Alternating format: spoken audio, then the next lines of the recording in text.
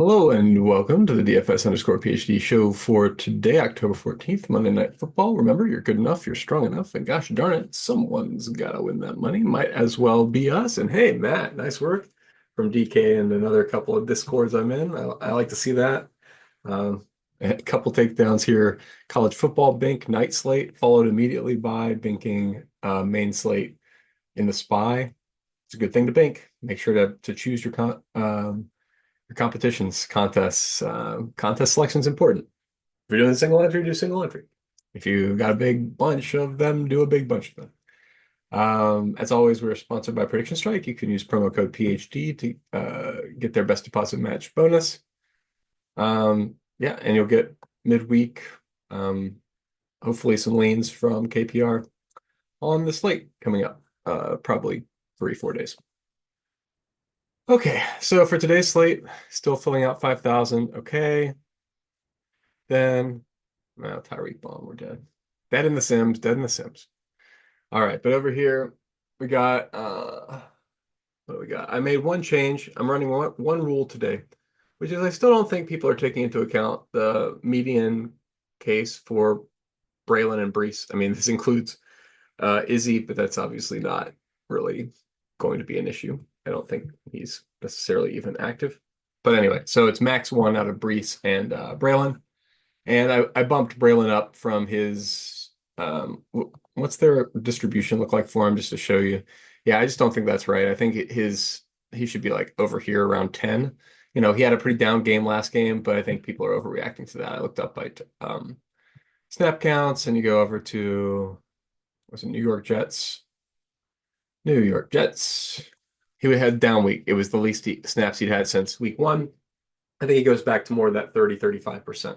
I think maybe was that something for somebody's ego or something? I don't know, but it wasn't. It's not going to be every time for the Jets, and if people are going to be off Braylon, that's fine. I don't think he's. If he goes off, I don't think it's a flex thing, and I don't think it's with Breece. I think it's one or the other of them going off and smashing.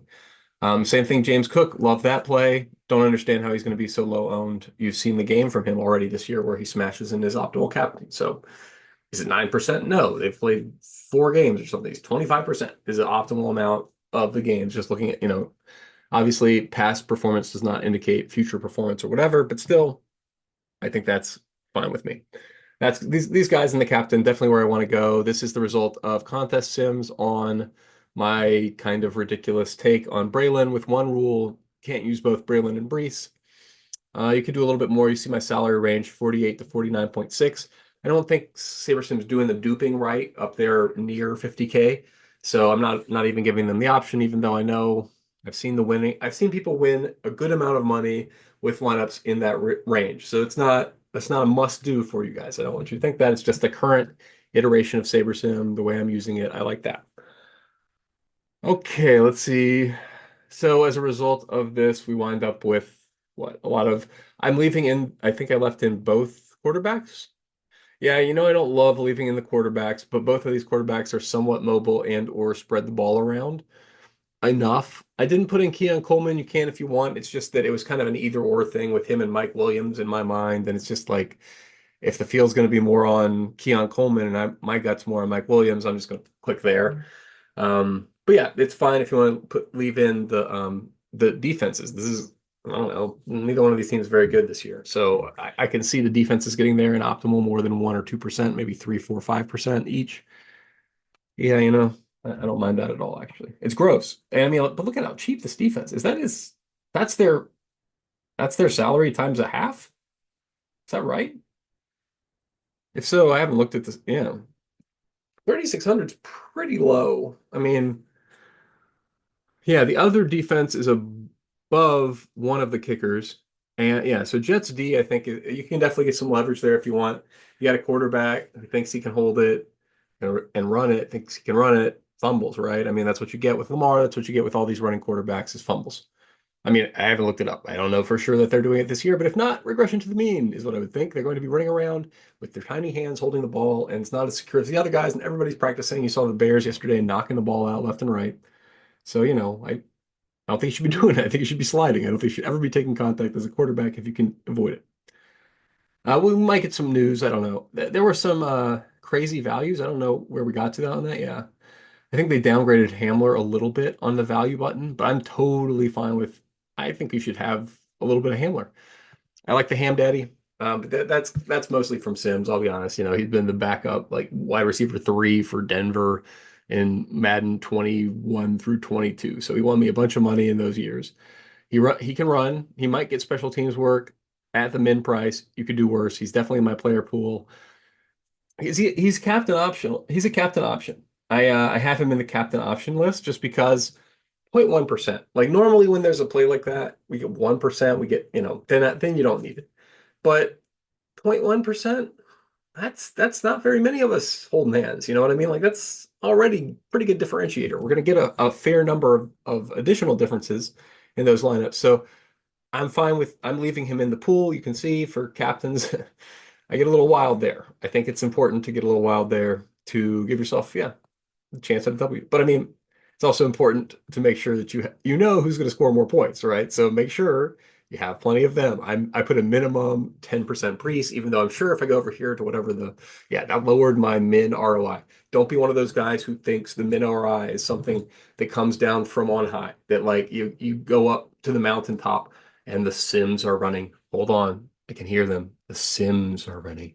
And then at the end of the Sims, the white smoke goes up and a best lineup has been chosen. You know what I mean? Like, who cares about the process is that hilarious, right? Like, to an extent, I want the long-term results of contest sims to mostly just pick lineups that are appropriately crazy for the contest they're in, right? That's mostly what they're doing. They're not beyond that. So don't play only positive lineups. I know I hear some people doing that win, but you're cutting out like, okay, the reason I say not to do that, and I mean I don't really have more specific takes, so I will try one more time. I told them I would do this. Go back to Thursday Night Football from last slate and see if my contest look back is working. Because I just want to see if the sim ROI of the winner was good enough or not.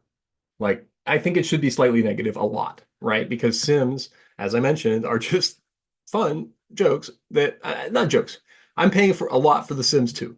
I will defend them as 15 to 20% value on my playthrough. So, okay, actual ROI. But I mean, right, just put them in their place. Don't use them, don't let them use you. You know what I mean? Like they are a tool for you to win stuff. Come on, man. I know that's not my computer. Oh, what could I do a different thing? Like maybe it's having trouble with ROI, maybe like actual score or something. Come on, man. I just want to see the winners.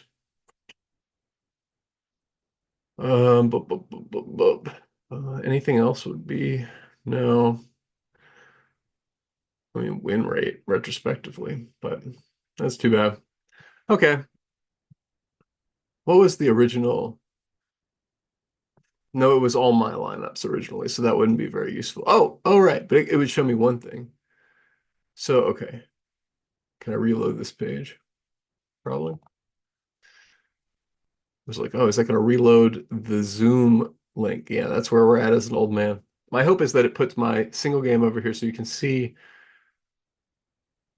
But is that going to be the sim ROI results that I want? And no, sims aren't even showing.